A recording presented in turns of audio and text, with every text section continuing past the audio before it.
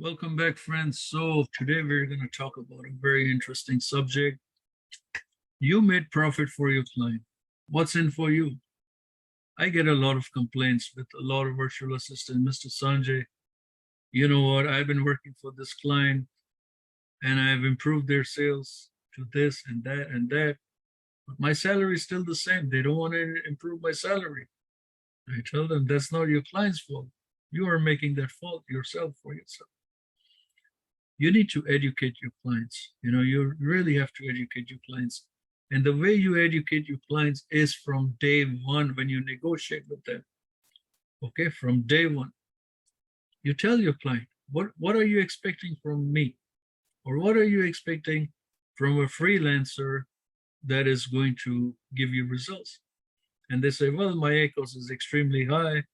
It's at 300%, it's at 500%. My break-even cost is this. My break-even ACOS should be at 32%. Can you help me? Yeah, blah, blah, blah. So I showed you in the previous videos how you can really drop down the PPC. Okay. You don't tell this to the client because if you tell him, you're going to get fired. Okay. Not fired because you did the job. The client just learned something and they don't need your help. Okay. And that's why you dig it. So I taught you how to do it. So when you start with a client the first time and you say, fine, you know what? This is what you're getting. This is how much sales you're making. So in the first 3 months, I'm going to work on your account. That's the fee you're going to charge. Okay. Excuse me. And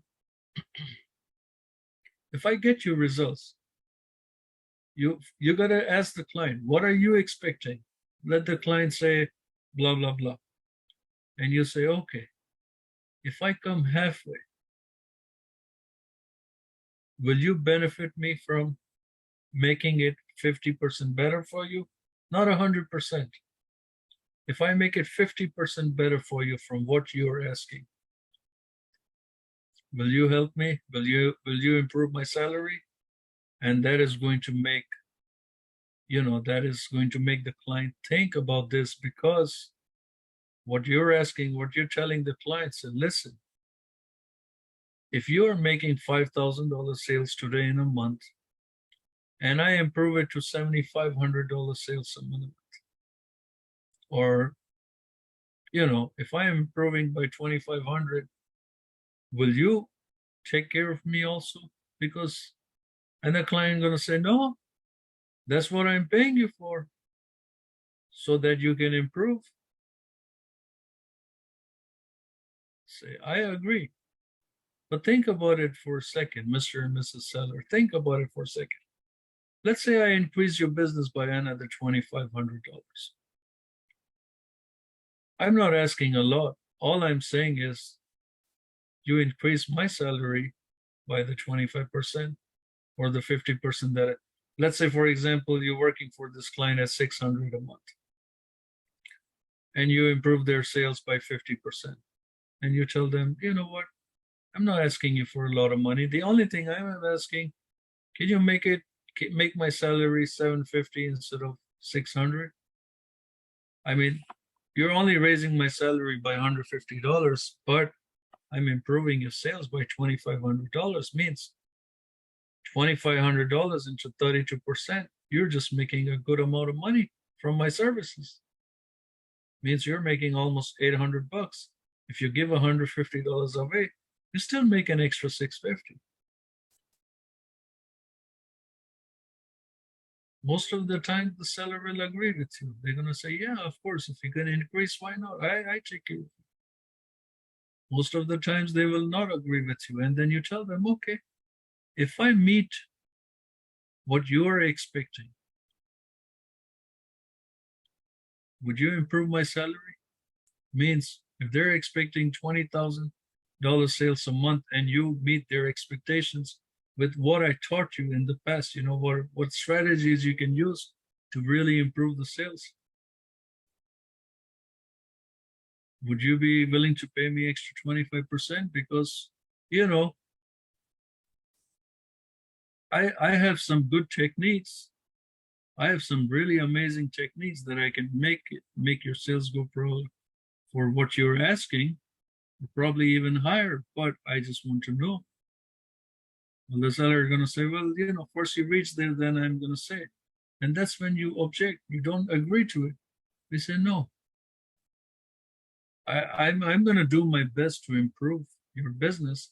But if I'm going to take your sales from $5,000 to $20,000, if you benefit $15,000 in sales, if your break-even cost is at 32%, that means you're making nearly $4,800 extra. Wouldn't you pay me $250 extra? I mean, is it that big of a problem? I mean, what is it? You still make $4,500, and I tell you what, I will try my best to make it go 25, 30,000.